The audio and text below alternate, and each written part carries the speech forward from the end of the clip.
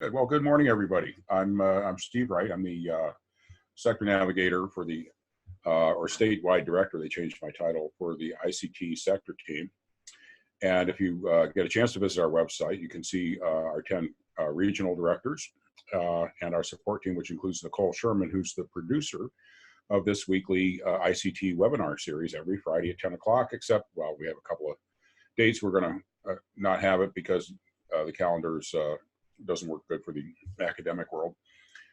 We started this series because originally we used to give big conferences and spend a lot of money doing all that. We just thought, well, let's really optimize this whole video conferencing capability here and see if we can do a good job bringing people state-of-the-art information that they would get at a conference, but make it every Friday at 10 o'clock.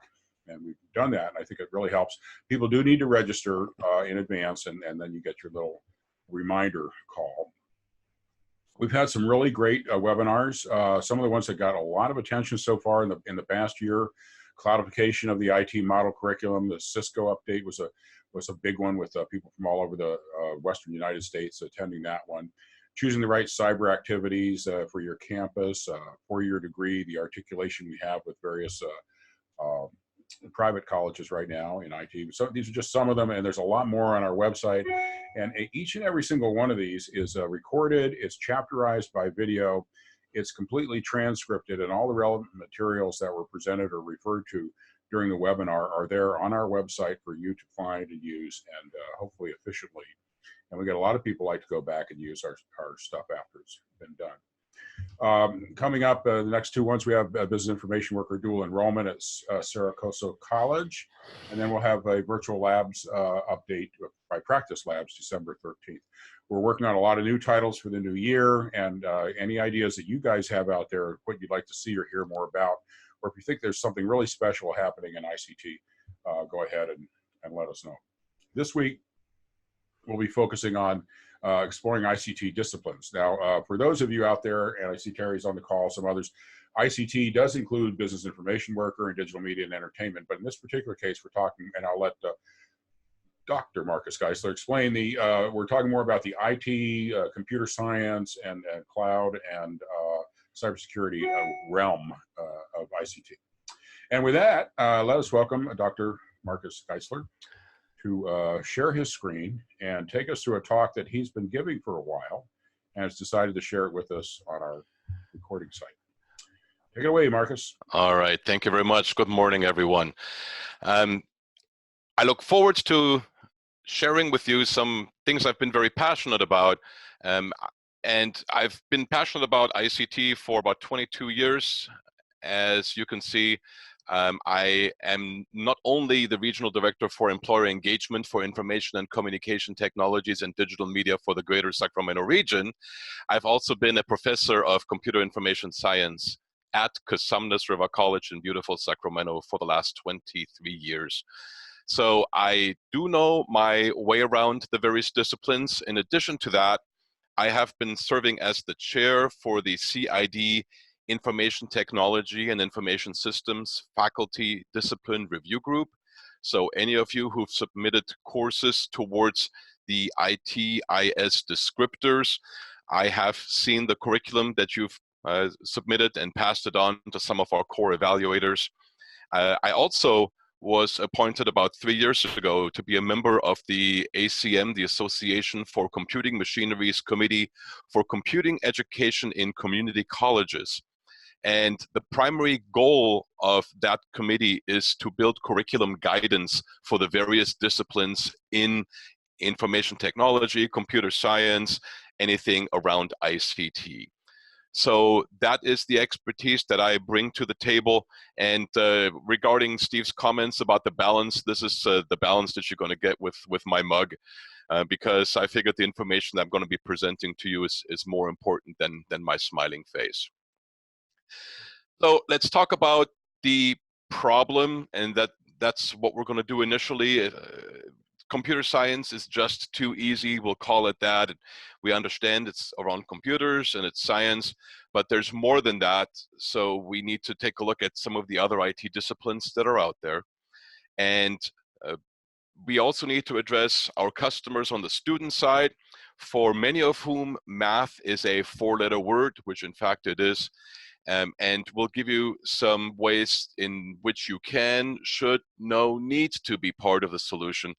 And if there are any counselors watching right now, this is very much also aimed at you and some of the treasure chest of knowledge that you can impart upon your students. So I hope this will be of use to you as we go. Now let's define the problem. And it's relatively obvious that in the tech world, it's still a man's world. And for the percentage of women workers that we're seeing here, that is lower in many of these companies than it could be. Now, are we ever going to reach parity where we've got the same number of men and women in the field? I don't know. I don't think so, and maybe we don't need to, but we certainly need more women than we have, because the expertise that they bring and the approaches that they bring to the ICT sector make the sector better. And if we don't have a lot of women in the sector, we are going to be at a disadvantage, as our sector serves all the other sectors of which we are part. As we discussed just before things got live here this morning, there are IT workers in all sectors. And I believe the number that Steve mentioned was 85% of all ICT workers don't work in the ICT sectors. They work in other sectors across. So what we're not doing by not producing a lot of graduates in the ICT sectors for women is we're not enabling the rest of those other sectors to perform at their optimum level, in my opinion. Much of the information that I'll be presenting here for the first 5-10 minutes or so comes from the National Center for Women and Information Technology, also known as NCWIT. And they do have a lot of great materials for faculty, for administrators, and for counselors at ncwit.org. And as you're looking at that slide, let me take it apart and let's guide us through what some of the issues are within our field. Let's talk about professional differences, and I've got some statistics for you, some of which you might go, okay, this is pretty good, some of which, in my opinion, is scary and certainly worthy of improvement. So let's talk about the percentage of professional occupations held by women in the US workforce in 2018, and that number, you would be positively surprised, is 57%, okay? Now, let's move that into the computing world, and the number is going to be lower, you would think, and you'll be right, but by how much lower? And if you actually take a look at that number, it's 26%. 26% of folks in professional computing occupations are women. That number is too low for a couple of reasons. First of all, we don't have a lot of folks within our field to fill the positions that are available. And again, the contributions that women make by the way that oftentimes they think differently are invaluable, and at this point in time not achieved because we don't have enough of them within our field. Now let's talk about leadership, and that number, as you might expect, is even lower, with only 20% of the Fortune 500 CIOs being women in 2018. Now, how do we get people there, or how do we not get people there? Let's take a look at where it's almost too late to start in high school, but that's the best numbers that we have to see how some of those tendencies are leading to some of the shortages we're experiencing. The number of AP test takers, and this is all AP exams in 2018, who were female, is 56%. Yes, there are more women taking, or girls taking, AP exams than men or boys in high school. Okay, so that's a great start, you would think. But then let's take a look at calculus, and you would think that number would be substantially lower, and frankly, it's not. If you take a look at AP Calculus test takers in 2018, 47% of those were female. Okay. Now, some of the underrepresented populations, that's a different story. I'll get there in just a second. But when it comes to gender distribution, we're actually relatively even. Now, let's translate that to computer science. And this is, by the way, not just the actual computer science exam, but also things like computer science principles. That number drops to 28%. And that is, again, one of the reasons that we are not able to continue to have young women within our collegiate programs and then within our industry. Bachelor's degrees, and of course, you know, bachelor's is such a male-oriented term, but let's go with that for a second. In 2017, and this is all, again, information from NCWIT and some of their sources, the bachelor's degree recipients who were women is 57%. More women get bachelor's degrees than men. In the computer and information sciences, which is what we're dealing with, what do you think that percentage was? And scarily, that percentage is 19. Only 19% are women who get baccalaureate degrees in computer and information sciences. At PhD granting institution, that number doesn't change. It's still 19. And in 1985, way back when, what do you think the number was of computer science bachelor's degree recipients who were women? And that number was 37%. Notice how we have cut that almost in half between 1985 and 2017. That means we can do better. We've obviously done better, but that's where we are at this point in time compared to where we've been. One more slide with statistics, again, from NCWIT, and let's talk about underrepresented populations. Computing workforce who were women in 2018, we've looked at that, and that was a 26% rate, again, very low. African American women is a scary 3%. Asian women, even though Asian race is very much well represented within the technology fields, when it comes to women, we've got a very low 6%. And I'm not sure about you, but I am very happy to have seen the number of Latino students go up in my classes over the last 20 years. And that's great to see. However, we're not reaching the women at this point in time quite yet, with a measly 2% of the computing workforce. So what happens? Why aren't we doing this? Let's take a look at some attitudes about STEM, again, science, technology, engineering, and math. And they asked women whether or not they knew how to pursue a STEM career, and that is the fuchsia line. Whether or not they feel powerful doing STEM, that is the yellow line, and whether or not they think coding jobs are for them, and that is the blue line. And it's interesting how in high school, women understand how to pursue a STEM career, and that during or after high school, that number drops as it does relatively rapidly. When it comes to being enabled, empowered to do STEM, we're staying relatively consistent. And when it comes to coding, we're doing something along the way to cause that young women are thinking less positively about coding jobs or coding in general.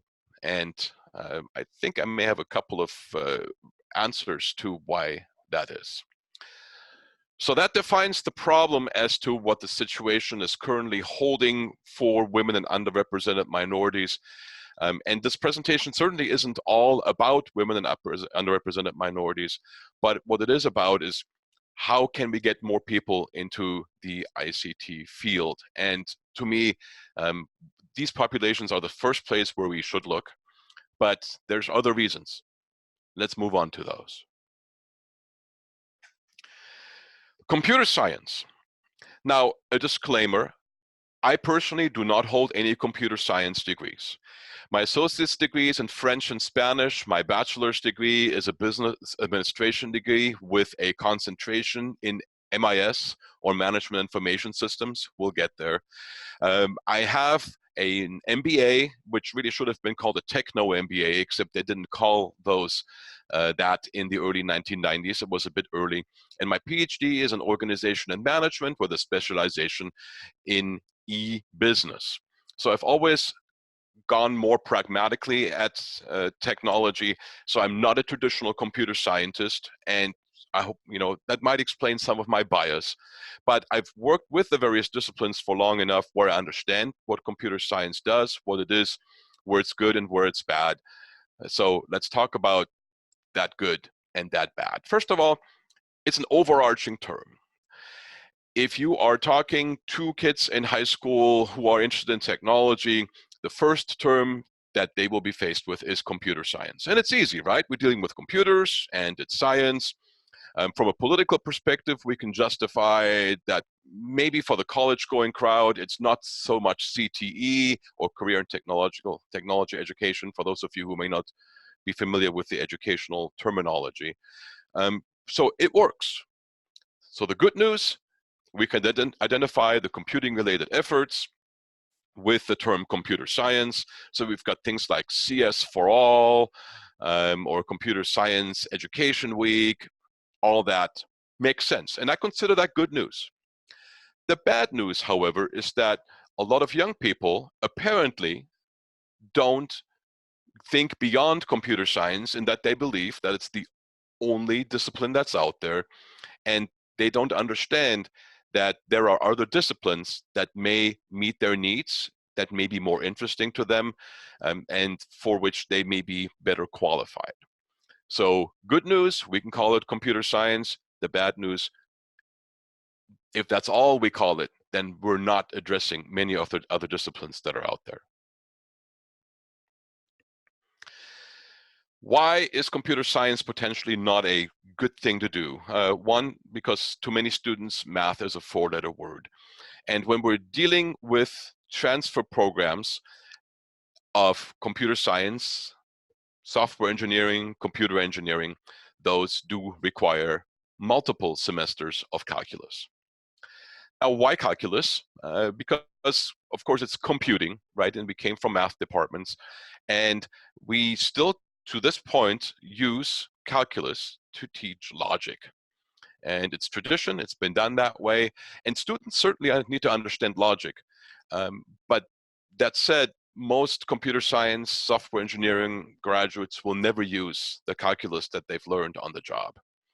In fact, until recently, and it was interestingly a regional director colleague of mine who broke that streak, but I used to ask every computer science grad I met how much they used their calculus on the job.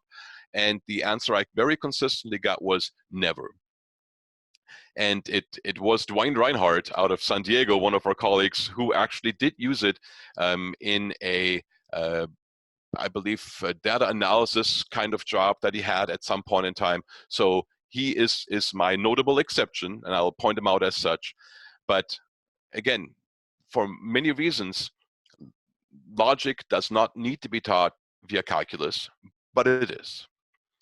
And since many high school graduates are not calculus ready, their very logical, no pun intended, conclusion is that computer careers may not be for them.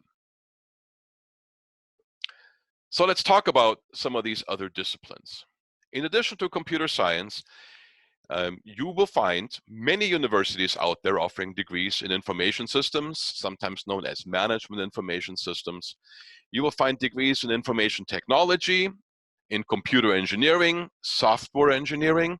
There are quite a few mixed disciplinary majors that have been popping up over the last 10 years or so, such as bioinformatics, gaming and animation. You will, now that the computer science community has defined cybersecurity as a discipline, you will find more programs there that are using statistics rather than calculus. And of course, with data science and data analytics becoming increasingly popular, where statistics is also more likely the approach that folks will take, you're going to see again other options for students who may not necessarily be the greatest math whizzes when it comes to calculus, or who just may not be interested and who believe that they can make a contribution to the field without necessarily knowing math. So let's talk about computer science. And Techopedia gives a good definition in that it provides study of both computer hardware and software design. And that includes the study of theoretical algorithms and practical problems involved in implementing those algorithms through computer hardware and software. Okay, so it's the grandparent of them all, and the typical math requirement is the calculus series, as well as another course called discrete math. And at the opposition of some math departments, that course is called discrete structures at many institutions. And let me give you an example of my alma mater here at Cal State Sacramento. They offer that baccalaureate in computer science. Notice that the units required are 129 still at this point. And with the increasing push, of course, to reduce that number, they've been doing some work, but they're still at 129. Specifically, looking at the lower division, you'll find the typical ACM structure, programming concepts. There's the discrete structures math course, and then at the bottom, you've got 2 semesters of calculus. So the math foundation is very much provided in this calculus-based computer science degree. There are a couple of exceptions in California where computer science programs are not located within the College of Engineering, such as San Jose State University, for example, where the math requirements aren't that high, but this is very typical, what I'm mentioning here, when it comes to the math requirements for computer science. The second discipline that I'd like to discuss is called Information Systems, or MIS. And what this discipline does is it takes complex systems and makes those useful, typically in business applications, and students learn how to do that in an MIS program. It is often embedded within a Bachelor of Science in Business Administration degree, and therefore it is typically accompanied by the math requirements for that BS, BA in Business Administration, with business calc and statistics.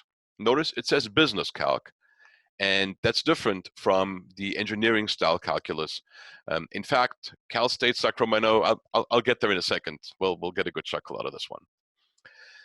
So again, Sac State, and I've got some other examples from other universities as well, but just because this is where I graduated way back when, I figured this would be a good one to include. It's, again, a concentration within business administration. And if you take a look at the lower division requirements, you've got Stat 1 at the bottom, Intro to Statistics, and then Math 24, which says Modern Business Mathematics. And with the CID changes, that is going to be aligned eventually. But the reason that they changed the name of the course to Modern Business Math is because they were told that some students were afraid of the word calculus. So they renamed business calculus to modern business math just to take some of that edge off. And students felt more comfortable with that, even though the content didn't really change of the course. Sac State was a little bit alone by doing that. And again, with the CID curriculum alignment for business administration, that the business calculus course is going to fall back in place there. Again, business calc, different from engineering calculus. All right, the next discipline is IT, or information technology. And if you think about it, we don't, if we're in the field, we don't say I work in computer science. You say I work in IT. right? So this is the kind of the overarching term, even though ICT, or information and communication technologies, is the more international term.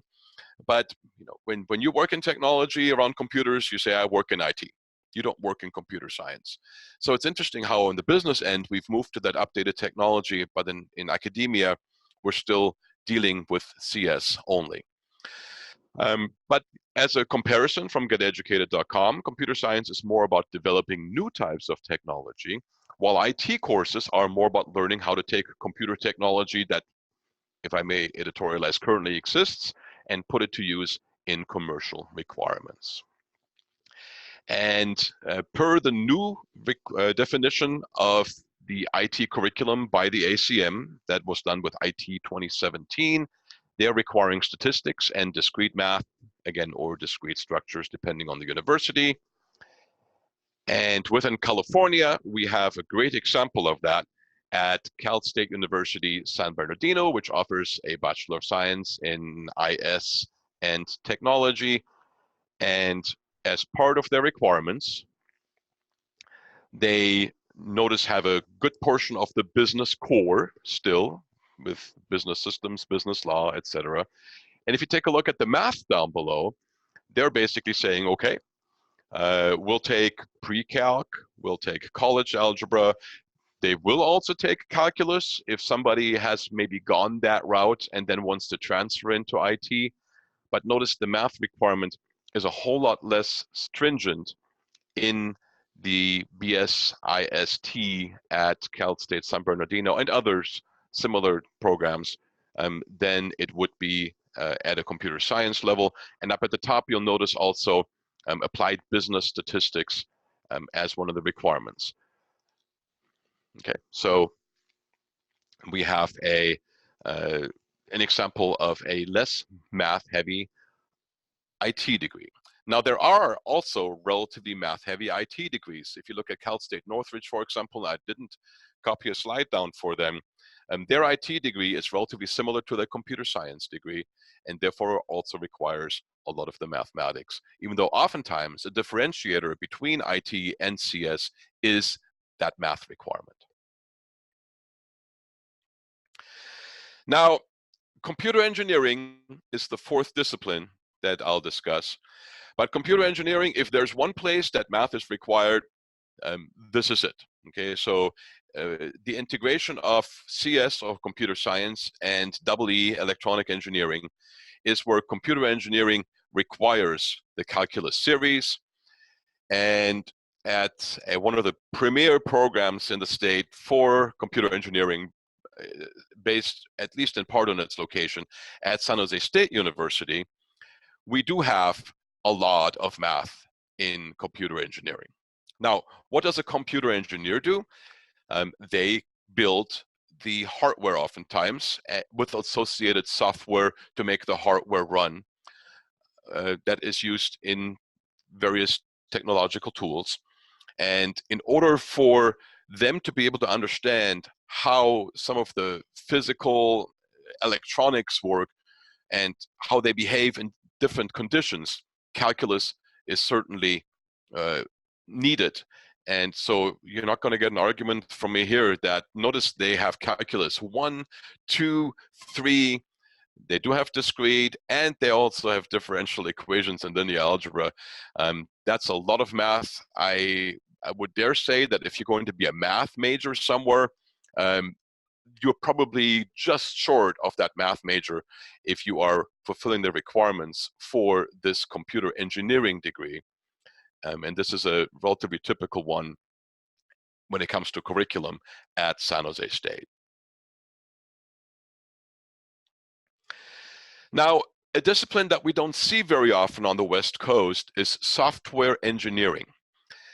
Now, computer science and software engineering are relatively similar, and in fact, a lot of software engineering programs are at the master's level because it is an extension of the more general approach that students would learn in a computer science degree that, again, covers both hardware and software pieces. But there are some undergraduate programs in software engineering on the West Coast as well. And we're once again dealing with a calculus requirement, partially due to the relationship with computer science. And this one here happens to be at Cal Poly San Luis Obispo, where they do have a Bachelor of Science in Software Engineering, and where you do have a math foundation that is required. And let me zoom in a little bit right here. And actually, let me go ahead and go down. So you've got a lot of computer science at the top, and then down below, you've got discrete structures or discrete math. And notice there isn't a whole lot of math here at first look. Sadly, once you go to the support courses, here is the rest of your calculus series, and it goes all the way through calculus 4 at this quarter school, and all the way to linear analysis. So you still have a lot of requirements on the math side in software engineering. Again, the two are, the software engineering and computer science are relatively similar, with a software focus, obviously, in software engineering, whereas of the more general focus in computer science. Now, this is an eye-opener for many people who think that these disciplines I've talked about up until now, and I've got a couple more to go, would be comprehensive, because there are other approaches, and it would only make sense, since computing is spread throughout all the other sector, that there would be hybrid programs where students need to pick up a certain degree of ICT knowledge in addition to the other subject matter knowledge. Bioinformatics being a great example, and of course the gaming industry. It's not all about just programming. There's the storyboarding and other components, the graphics that are part of that. Health informatics are certainly, there's a big need for that as well. Lots of jobs that are going unfilled because companies can't find those skill sets. But there are majors at different universities that implement those hybrids. I don't have any particular examples for California to bring to the table, but where those examples are popping up, it of course would then require a closer coordination between the community colleges and the four-year institutions, or even with high school, for students to be successful in making it through those programs as quickly as possible. Now, what I always recommend to my students when they come talk to me about transfer, I tell them to try to make a decision regarding the transfer institution as soon as possible, and then work with the requirements of that transfer institution. I wish I could tell you that all CSUs had the same lower division requirements for a computer science degree. Now, we do have a model curriculum, a transfer model curriculum for computer science, that due to the high number of units in math and CS classes has been difficult to implement by a lot of community colleges, but we pretty well know what comes across from the ACM requirements if we are an upper division program, right? We have a good idea of what students will pick up. But still, again, San Jose State being an example where computer science is not in the College of Engineering. If a student wants to go there, then they need to be aware of what San Jose State requires, rather than, say, Cal State Sacramento, for example. And again, with the depth of that hybrid major, the math requirement will change as well. Cybersecurity, this is the hot topic these days, and for good reasons, because the need for graduates in this field is absolutely huge as well. And academia has a problem in hiring faculty in cybersecurity, because anybody who's got some good skills will get a job relatively quickly. But when it comes to math requirements, statistics will typically allow students to analyze the reports that they would see, log files, etc. There, in many cases, is no need for calculus, in most cases, I would dare say, within the cybersecurity discipline. And from the community college perspective, we've been working with one of our private partners, National University, and they're certainly not the only ones. We're also dealing with Western Governors and Southern New Hampshire. and those folks will take programs based on the IT model curriculum for California community colleges and implement those, and then they will focus on cybersecurity and not much else. Again, they do have some math requirements as part of the general education, but if you take a look at the degree requirements, beyond that, they're really not asking for a whole lot of math, and that opens doors for students, again, who would like to make a difference in helping keep our country safe, our infrastructure safe, without necessarily knowing calculus to do that. Finally, another discipline, or some people would dare say these are two separate disciplines that are coming up around the ICT sector, are data science and data analytics. And those disciplines are currently being fought for by the field of statistics, by certainly computing. So it's an indicator that we're dealing with a lack of silos, but with integrated learning across multiple disciplines. But who's actually going to define what's going to be taught in those eventually as a standard remains to be seen. That said, a lot of information has been brought across by the various universities that are offering programs in those fields, and some do require calculus that are a bit more computing math heavy, but in many of these programs, students will once again be able to succeed with a good knowledge of statistics. And by the way, some of the statistics courses are taught both at upper and lower division. So students may even get a couple of statistics courses as they go through. But it's not all about the math. And if it didn't come across when I talked about the different disciplines, you should know that some of those disciplines are more applied, such as IT or information systems, for example. Some are more suited for collaboration. Okay, there's teamwork in many areas, especially when it comes to cybersecurity, where it's typically not just one person. You'll have a team of folks who are collaborating. Some are more suited for creative minds, and some people would say, well, computer engineering, building new devices certainly requires a degree of creativity. Looking at data in different ways would require some of that as well. And some of those disciplines allow you to make a difference. Cybersecurity is the first one that comes to mind for me there. And the reason I mentioned these properties, especially towards the end, that's where some of our millennials have certain degrees of interest. They want to be creative. They want to make a difference.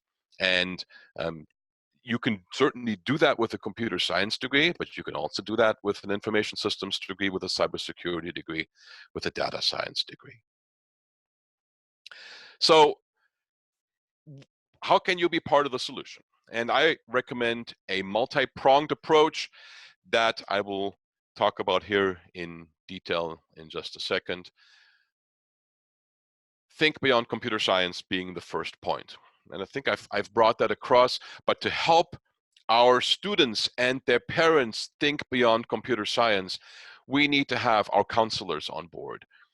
That is, to me, one of the biggest opportunities to inform students who are interested in IT at whatever level they may approach it, as long as our counselor colleagues, as well, of course, as our faculty colleagues, are informed about some of the alternatives that are out there. The more we can get those folks current, and I know, how could you possibly know about every major, right? And I get it, I understand, and I don't admire our counselor colleagues, because not only are they dealing with a lot of different requirements, they're dealing with changing requirements. So please don't get me wrong, but if we want to make sure that we get more people into the ICT disciplines, we need to make sure that we can tell them about the various opportunities. And yes, some of the roadblocks, of which there are some in some areas, including math, along the way. But if we don't know what those opportunities and what those disciplines are, then we're it's going to make it harder for us to recommend some good pathways.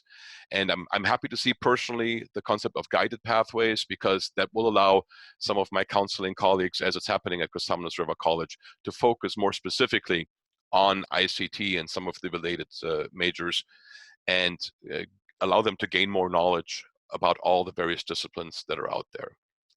Especially when we're dealing with underrepresented populations, we need to talk to the parents. The likelihood that a student in an underrepresented population is going to make an independent decision about which career they're going to embark on is lower, just because the families are more important. They listen to the parents, and they listen to the extended family. And we need to make sure that those folks are, in whichever way we can, informed as well. And then, of course, we need to let the students know that there are multiple different opportunities for them to pursue careers in technology. The second issue is that we need to tackle some of the issues that may be preventing women from joining our field directly in the classroom. And having gone to several conferences and quite a few different talks about this topic, I've come to the conclusion that the best approach is for instructors to address the problems head on. We need to let our students know as faculty that the field requires a diversity of folks. And even though many of our classrooms in the more advanced classes may not look like it, we need to start in our introductory courses to let people know that there is a need for these various disciplines to be filled, and again, that there are different options available. We also, from a faculty perspective, need to ensure that the teams in which we have our students work are formed and operate inclusively, meaning that those teams have members that aren't just men, that aren't just Asian, that provide a great diversity, because that's what students are going to find when they graduate. And if we don't start encouraging, and to an extent maybe even forcing that at the educational level, then we're going to have a harder time getting those folks into the field. There's one more statistic that I'll talk about that I didn't include on this slide specifically, and that is that a relatively high number of women, and I don't have specific numbers at this point in time for you, go through all of the education, enter the field, and then drop out within a year because they just don't like the climate that they're encountering. And if we can proactively take everybody who is going to be in the field and let them know that we do need folks of all convictions within the sector, then that may help address some of those issues. And if instructors don't want to do it by themselves, then they may certainly invite some guest speakers in to make that point, and to talk about some of those issues as they're found within the job market eventually, and of course on the way there in the academic world. But that's something that we as educators can fix, and frankly, again, something that we need to fix. And I'm going to come back to the counselors, because even though I put it in the form of an equation or a non-equation, I couldn't resist. Computing does not equal mathematics. Yes, we have the historical connections, and that's where computing came from, right? They were computers. Early computers were fancy calculators, but we've gone beyond. At this point in time, those computers aren't just calculators; they're communication devices. They are used for analysis, and they're used to produce things, to produce media, to work with images. They're not just calculators anymore, and therefore we need to separate those two. And if we have some success stories, we need to communicate those. I personally see our counselors once a year as a faculty member. I will invite myself to a council meeting, and frankly, that sounds like I'm imposing, but they're usually happy to have somebody speak, and then they give me 10 to 15 minutes, which isn't much, but it allows me to drive home the point that we do have multiple computing programs available, not only here at Cosumnes River College, but also at some of the transfer institutions where our students end up.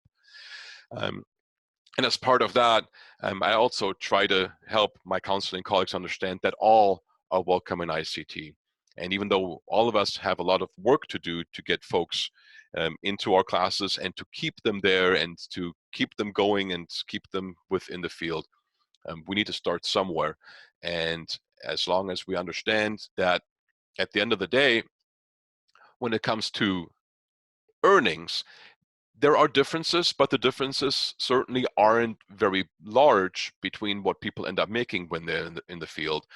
That's another indication that the opportunities aren't just there for males or whites or Asians. They're there for everyone. And again, those differences to me are sad. We should be paying folks the same amount of money for the same job that they do, but they are reality at this point in time. But in this case, take a look at the numbers. It's good reality, right? So the folks who are in this scale on the slide, and maybe make it a little bit larger so that you guys can see this a little bit better. Even the lowest bar is higher than $70,000 for the medium job. And of course, if you're in the San Francisco Bay Area, it's going to be more than that. If you're going to be in Sacramento, even, we're a little bit more than that. So there are opportunities no matter what you look like. So what are 5 things that companies can do to attract diverse talent? And this is for our industry partners. I'm not going to spend a whole lot of time, but if you talk with them, make sure that the folks that go out and market on their behalf, and yes, these companies are looking for IT skills, that those folks present a diversity, ensure inclusive wording in your job descriptions, and go out and go beyond just the traditional recruiting avenues. Go beyond a little bit, and you will probably be happy with what you find. What can we do as colleges? One, the community colleges do that already, accept everyone who applies. Okay. Again, do the same thing with student acquisition. Make sure that you've got a diverse workforce who goes out and presents your college.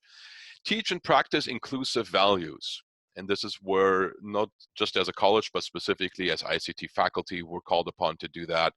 And then meet potential students where they are. We always say that, but consider that when it comes to the level of math ability and interest. And oftentimes the ability is there. We can see that from the AP exams that we saw earlier, some of those numbers.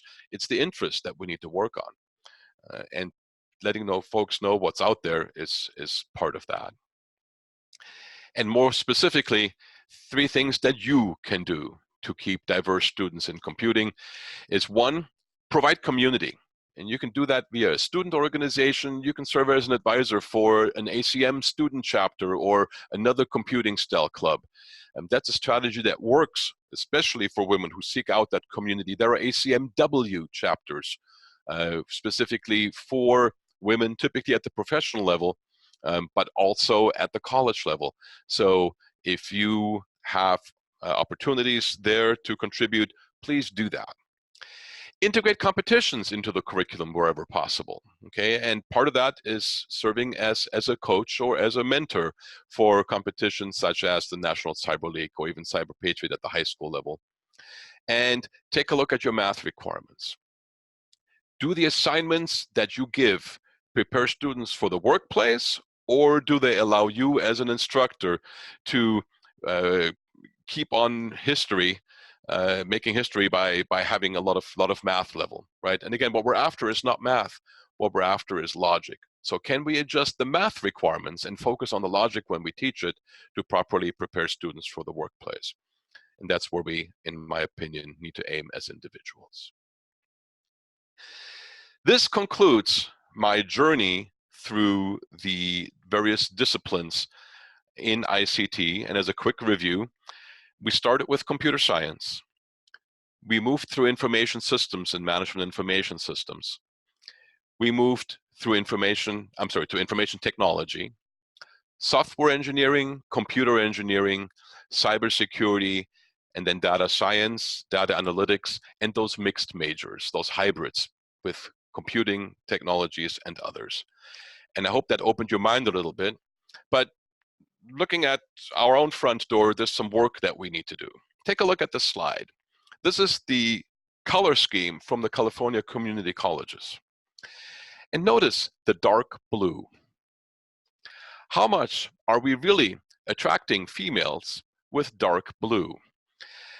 Wouldn't it make a whole lot more sense if we took some of the colors that we use in some of our presentations and, okay, this is a guy applying what he thinks are neutral colors, and I may be out in left field with that, but I'm going to say that the colors that you're seeing right here are more attractive to underrepresented populations and females than a navy blue would be. So with that, I would like to thank you very much for your time. And if there are any questions that you would like to ask or any success stories that you might have, this might be a good time to bring those across or to ask those. But thank you very much for your attention. Wow, Marcus, that was fantastic. This is one for the archives, obviously, and one that will be shared widely.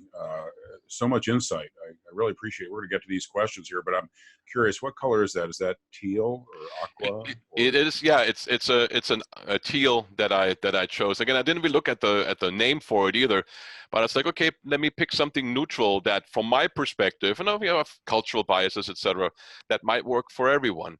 And so that's what I came up with. No science behind this one, just a feeling, and I think just to raise an awareness. Well, one more question. I mean, you're obviously very articulate about this, and your knowledge is just self-evident. And now you've been working nationally with the computer standards groups and everything. So what you've been sharing with us is not just a California situation; it's pretty much a nationwide. And do you see people resolving or dealing with these issues nationwide in some interesting ways that we should adopt, or what are you finding? Yeah, some of these are California specific, though most of them are national. Where in California we are lacking behind much of the rest of the country is in the implementation of programs in information technology specifically, because of the historical situation of computer science and information systems. We've not been able to move as quickly in implementing specifically that discipline here in California as in many other parts of the country. So you'll see IT programs in many other places that you're not seeing here. So there's a couple of things for us to focus on, but overall it's a national picture that I presented here. Oh, so you're looking at the questions that are appearing online. One of them is, what would inclusive wording look like in a catalog description? Have you got any ideas on that? I mean, it's a great soundbite, but what does that look like in practicality? Yeah, I don't have anything specific for you, but this is where organizations such as NCWIT have been doing work. Where if you take a look at a typical job description, a course description for a computer science course, it oftentimes sounds very mathy and very male engineering oriented. And if you could, I'm going to say soften, and I don't want it to come across as we're dumbing things down, because that's not what we're doing. We're just making things more approachable. So I guess a little bit of rather than having computer folks write those course descriptions, maybe having somebody look over them who's got a bit of a marketing background, that might be helpful. We might have a resource, our statewide marketing campaign, that hired Ogilvy and Meyer to do their work before, and that's the reason we changed career technical education to career education, because part of their focus group found that just using the word technical scared people off. And so I'm guessing this math anxiety is pretty deep rooted. And I like what you shared about the fact that it's really doesn't need to be that heavily math focused for a lot of these ancillary things outside of the main hardcore computer science. And we need to open those up, because we're losing people, and you think due to that math fear. Is that correct? Yeah, I think that's it. And frankly, I think counselors who, again, make such a big difference oftentimes see where a student is, and they're trying to best serve that student by saying, okay, assessing whether or not it's I don't think it's a fear as much as, to an extent, it's a level of interest. And if we're not redirecting those students properly into the disciplines that don't require the heavy duty math, but allow students to have more practical math approaches, I think that would solve it. There may be some fear involved, but I think it's otherwise just a lack of interest. And as we see by the AP exam results, the women can certainly have the skill to do just fine in the calculus pieces. It's where we don't redirect them, or we don't direct them properly into computing careers. For many women, we are a career of second choice. They go out into the workplace with other degrees. They find an interest and an ability in ICT, and then they come back to the community college oftentimes, which is where I see them, and they do just fine. But those women at that point in time are in their mid upper 20s, low 30s, and I think we've lost them for the first part of their career, partially because we've never really made them our own. We've never really told them that they're welcome, and that there's programs that allow them to implement their interests. I like your analysis in the beginning. Rather than just say, we need to have more diversity because diversity is good. You're basically saying we're turning off half of the population here. Yes. Why? And I think that's it helps us really focus on the opportunity in terms of getting more people, because with all these H-1B visas and everything else, we seem to have a shortage. And the industry is expanding. Thank you. Any other questions out here? I see that I believe Donna asked a little bit about the AI, artificial intelligence, and where that seems to fit into the scheme of things these days. Yeah, that's an interesting one, because you'll see artificial intelligence in many of these programs. You'll see it in computer science, you'll see courses in information systems, and you'll see it in cybersecurity, where I believe it's going to increase in dominance, because you are going to have AI systems attacking targets, and we're going to build similar AI resources to analyze those attacks and then respond. So in intrusion detection systems, for example. So the skill set is more of an analysis skill set, and then various different levels of implementation within the various disciplines. So I don't think with AI that would necessarily send students to one specific discipline, but to kind of look around at some of the programs that offer specific coursework in AI. Did I miss any questions?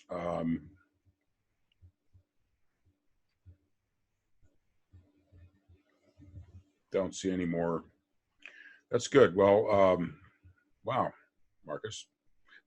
It's I really it's really nice to hear you talk. Oh, well, thank you very much. Again, for those of you on the call and who are viewing this, I think the biggest contribution that you can help make is to spread the word. Let people know what's out there.